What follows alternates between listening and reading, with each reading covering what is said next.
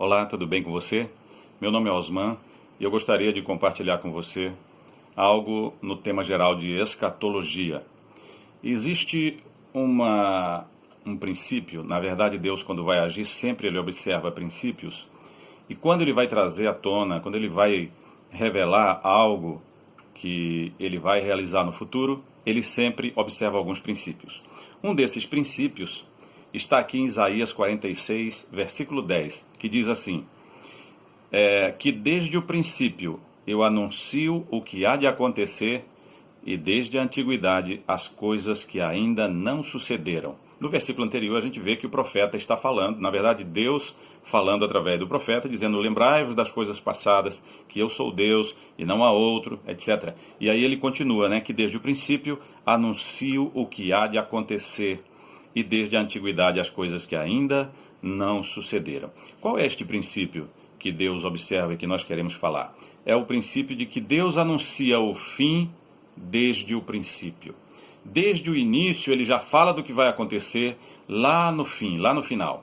E a Bíblia fala dos dias finais, dos últimos dias e as coisas do futuro. Este é o tema de que cuida a escatologia. Então podemos tomar muitos exemplos na Bíblia para comprovar que de fato Deus age desta forma.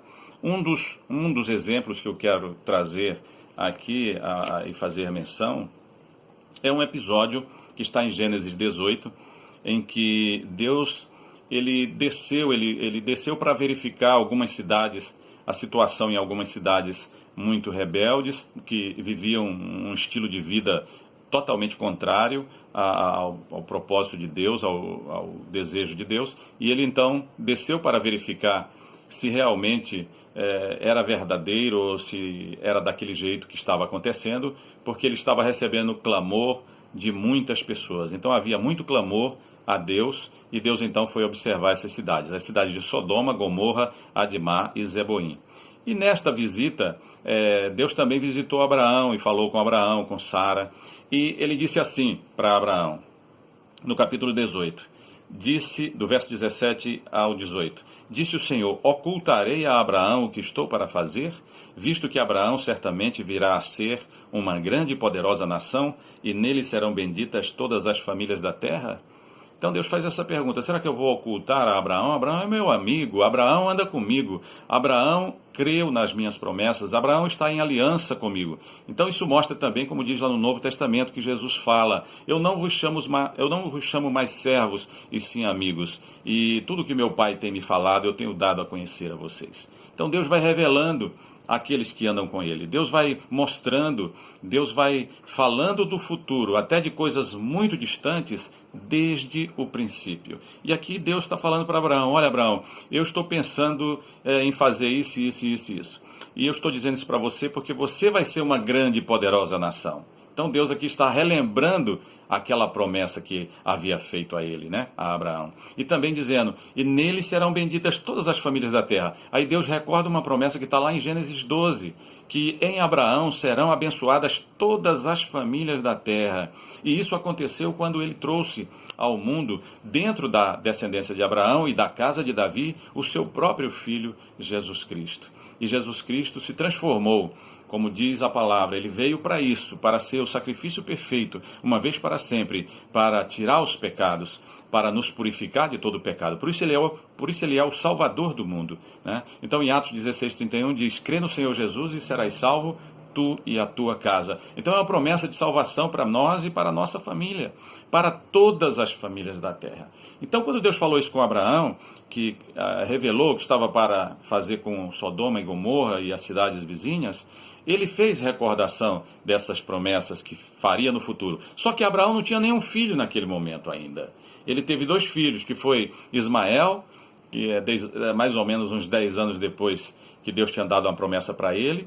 Sara, sua esposa, disse assim, meu velho, eu acho que nós não estamos entendendo muito bem, eu não posso mais ter filhos, já passei a idade de fecundação, agora toma aqui a minha dama de companhia, que é jovem, Agar, e você pode possuí-la e ela vai ter filhos e eu vou carregar filhos no colo. Então ali Abraão concordou com aquela proposta da sua própria esposa e então veio a ter um filho segundo a carne, diz a Bíblia. Mas não era o filho da promessa, esse filho, que foi chamado de Ismael. O filho da promessa veio depois. É tanto que Ismael nasce em Gênesis capítulo 20 e o filho da promessa, Isaque, nasce no capítulo 21. Então, 24 anos depois da promessa, foi que Deus realizou e concretizou a promessa de fazer de Abraão um pai e de Sara também uma mãe. E através desse descendente, Isaque, ele veio a fazer daquele menino, daquela descendência, uma grande e poderosa nação, que é a nação de Israel, que está aí no meio da terra. Então, nós poderíamos ver muitas outras referências, mas o que nós queremos destacar é isto: Deus sempre age baseado neste princípio, que Ele anuncia o fim desde o princípio, para que você e eu possamos crer, possamos examinar, possamos considerar que Ele é um Deus fiel, que guarda a sua palavra para 1000 gerações, né? E Ele não mente, Ele não engana, e Ele quer que nós possamos examinar as suas promessas, a sua palavra, e confiar inteiramente na sua palavra. E eu vou ficando por aqui. Se você gostou desse vídeo, nós queremos postar 2 vídeos por semana. Se você gostou, curte aí a nossa página, compartilhe com os teus amigos e manda suas perguntas ou então seus comentários, e que será bem interessante para nós. Eu vou ter todo o prazer de ler, de responder com o maior prazer. E não esqueça, eis o noivo, é tempo de preparação. Que Deus te abençoe, te guarde e até o próximo vídeo. Entra na minha casa, entra na minha casa, entra na minha vida, mexe com minha estrutura, sara todas as feridas, me ensina a ter santidade, quero amar somente a Ti, porque o Senhor é o meu bem.